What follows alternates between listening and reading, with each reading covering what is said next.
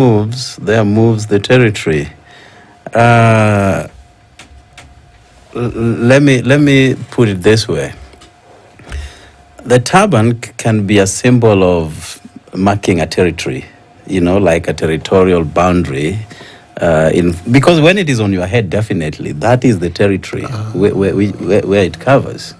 So as it moves, it covers even more and more regions of your head, and by extension, having more territory than it had before. So that is what I would understand by when the turban moves. That is a very interesting interpretation. Interpretations are different. The brain is a very interesting. Very interesting indeed. One. Yes. Interesting one. So back to that. Now you've had some time to think about, So this is just basically looking at what's happening. There are people who are thinking, okay, this person looks like Opondo Kaluma. I don't know what you think. Others are saying, it doesn't matter. Let's just say it doesn't matter. But it's speaking about something that at one time there are members of parliament from a certain political leaning who would say we would speak truth to power.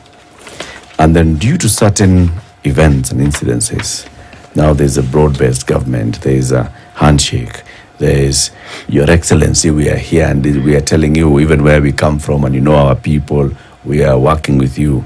And now there's a whole change of tune. We have the power. Why do we need to speak the truth? Right? Yeah.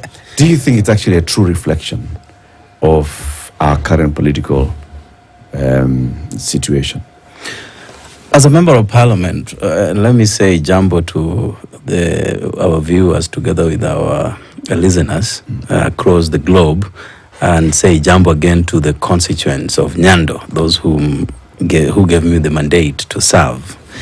The government is patterned along three lines. And as they say, there are three branches of government. You have the executive, which is headed by the president and his cabinet. Then you have the legislature, where I belong.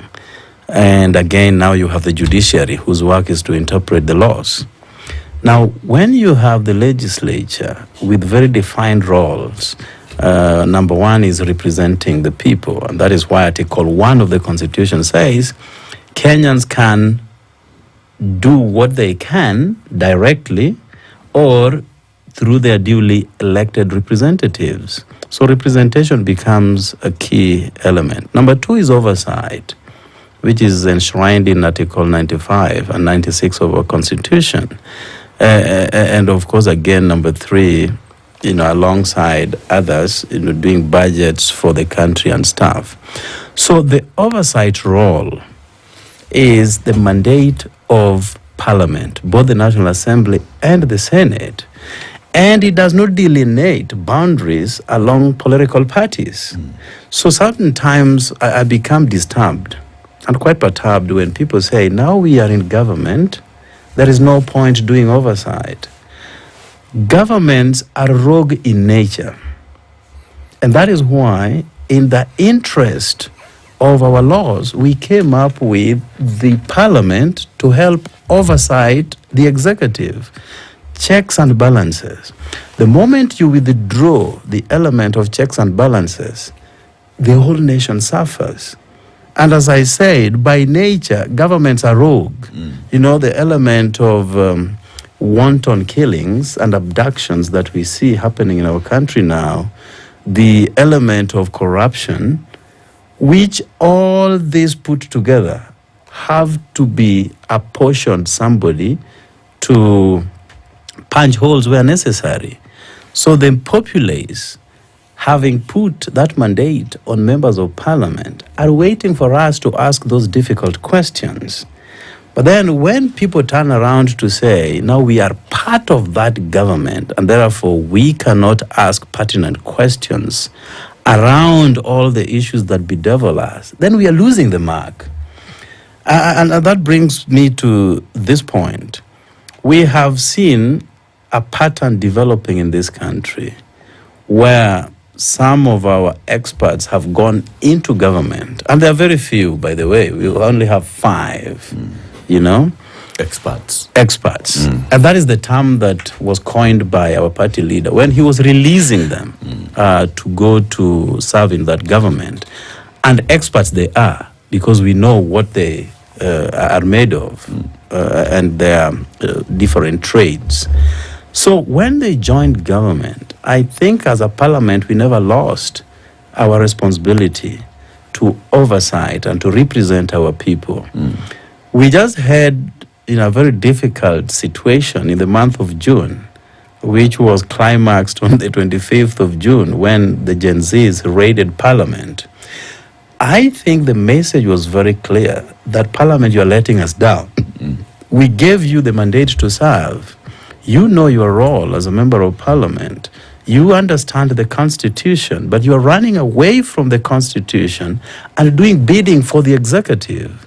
That was the message that the Gen Zs presented to us. Because, as you say, some people are now saying we don't want to speak to power anymore. Then who will? Who will? And that is why Article 37 of our Constitution, having recognized that there could be and people who may not have the wherewithal to confront the government of the day, they brought in Article 37, which is demonstrations and picketing, so that the people have a latitude and a platform to directly exercise that sovereignty. Because you have failed them as their representatives, and here they're coming directly to speak to power. And we saw that happen in the month of June. So that is where we are. I still believe, as members of Parliament, we must play our cardinal role of oversighting government and putting it to check. Do you think Parliament as an institution and all of you members got the message that was sent to you by the people of Kenya, the young people of Kenya in June? I cannot speak for the entire Parliament. Personally, I did.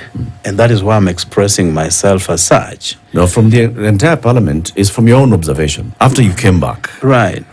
Since that moment, you came back, looking at how Parliament is still conducting its business, looking at how your colleagues are debating issues, are handling issues. Do you think the message landed? I would say not much has changed. A few changes here and there can be noticed, but not to the degree that the electorate would expect. And that therefore becomes a matter of concern. Of course, again, after the Gen Z's protests, there came the division between the president and the former deputy, which also took quite a chunk of our time, debating that issue, bringing it as a motion before Parliament, passing it and moving it to the other house. So a lot has also happened that certain times would cloud the good things that would probably be happening within the house. But I can say that as Parliament, we can do much more to safeguard the people of Kenya, because Kenyans need safeguards. The moment a nation loses confidence in its electorate and in its government, the resultant consequences can be devastating. And therefore, as members of Parliament, we need to do our part. The Judiciary, I would say, has done a lot more good.